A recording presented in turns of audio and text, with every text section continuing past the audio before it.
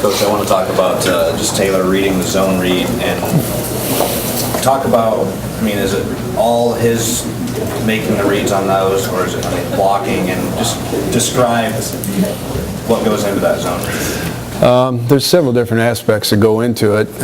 Obviously, the quarterback has to make the read. Yet at the same time, it's how it's designed that enables him to make the reads. A lot of it is obviously the blocking pattern, and who we're reading and how we're hanging that guy out. So the blocking pattern, the offensive line, the tight ends, the receivers are huge in it. And then the smallest of details really makes it happen for a quarterback. You have to have discipline in your footwork and discipline in your ball handling, and then be decisive in your decisions, and then run like heck. If it's if it's your ball. The other thing I think is really important is to have the discipline to take what the defense gives, because you're making decisions and you have to take what the defense has given you and not force decisions. So those would be the things that I would point to, and our experience has been, what we're learning. Those are things that are most important. So through 5 games, you probably grade Taylor on his correct reads every game. I do. What roughly percentage-wise through 5 games? He's been very good. There's always, because defenses are, trying to create confusion in some reads. So there's always, a handful, I'd say, 2, 3 that could go either way. But that's where the quarterback has to learn. He has a foundation. That's just to be decisive in his decision making. In other words, we want to bleed the defense with the tailback. And we'll do that. We'll just keep feeding it to the tailback, and then test their patience. And then when they give us a play, and it'll turn into something really good for us. And that's what Taylor did a great job against K-State with, and didn't do such a good job against South Dakota State. Those were the 2 things, and that's his improvement, though. With the buzz this game is creating, does it kind of calm your nerves when you have a quarterback that's so even keel, doesn't get high or low, it seems? Yeah, he's just one cool customer, and he loves to show up in big games. So for me, it has a calming effect, I think, on our whole offense. And it does for all of the coaches also.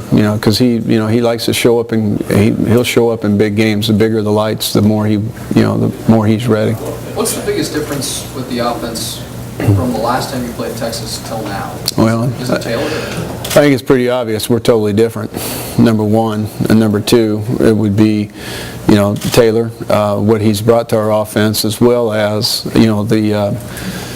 think you have to put the offensive line in there, because we have, we're healthy 11 guys instead of being at, 6, 7 like we were.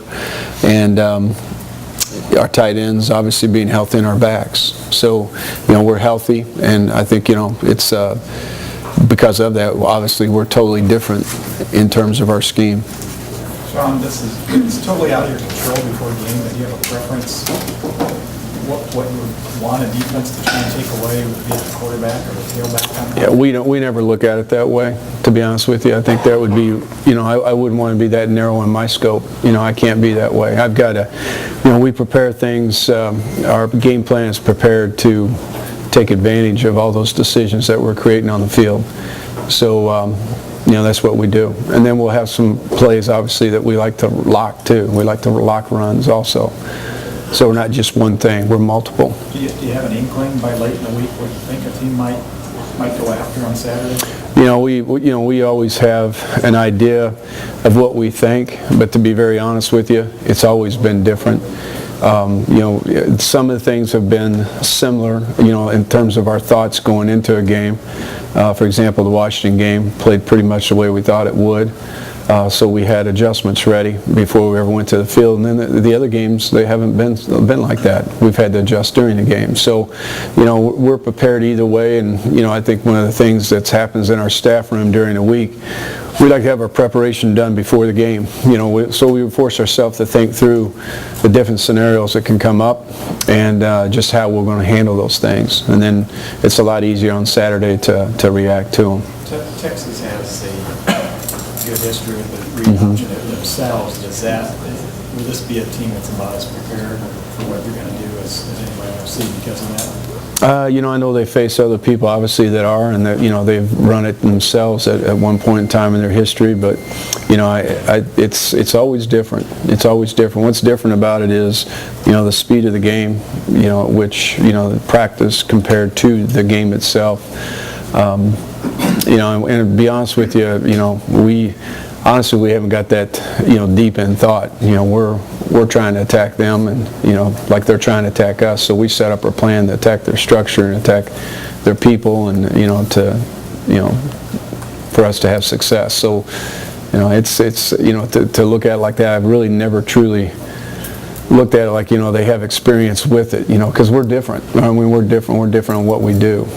So even though they may have seen some of the things, or some of the things I know they haven't seen, but the thing they do have, obviously, which we all know, is 2 weeks of preparation for it too. Shawn, can you place a value on the perimeter blocking? The perimeter blocking? It's huge. It's probably it's one of the things, everybody obviously points to the obvious, which are the offensive line and the tight ends, and the job that the quarterback's doing, the job that the backs are doing. But what isn't so obvious is the job that the receivers are doing. Yeah, the receivers are doing a spectacular job. They've been unbelievable, and they've taken a lot of pride, and Ted's done a great job of coaching that physical nature, and then the assignment soundness. So anytime you have the type of breakout runs that we had this past game, somebody downfield is doing a great job, and our receivers did about as good a job as I've seen in the 30-some years I've been in coaching this past weekend. Is it unique in your mind to have three guys like your three starters at receiver who are that selfless, I guess, and willing to, and as good as doing that as they are? Yeah, it speaks to their character, especially, guys like Niles and BK and Mike that you've mentioned. Those guys you have to have great character. You got to, you have to understand the big picture, because it is about one thing. It's about winning football games, and they've embraced their role, and they're having fun with it. They take a lot of pride in it. There's no lazy steps on film. Everybody's always targeting up and finding work. That's our motto, and we want it to be like a buzzsaw. We want to be relentless, and those guys have played that way. And they've done a great job. Do you think, because I know any defensive coordinator is going to say make you one-dimensional and see if a young quarterback can beat you by passing, how confident are you, as if Texas takes the zone read away, that Taylor can beat them by passing? Taylor, I've always said it, Taylor's as efficient a passer as I've ever been around. He's, he has all the skill set in terms of, the mechanics, the ball velocity, the arm strength, the footwork, all those things that you need in a quarterback. His experience in the passing game every week grows, and he gets better and better and better. And, I think he does a tremendous job. We face a pretty good defense every week around here. He does a nice job against them. So I have a lot of confidence in him. We just have not had to throw it a lot, and that's been good. Shawn, can you just talk about Texas in general, under Mac Brown, and the respect that they've had with the program, he and his coaches, and the Longhorn? Yeah, they've always, ever since I've been in the league, and it's been a while now, they've been, a great defense.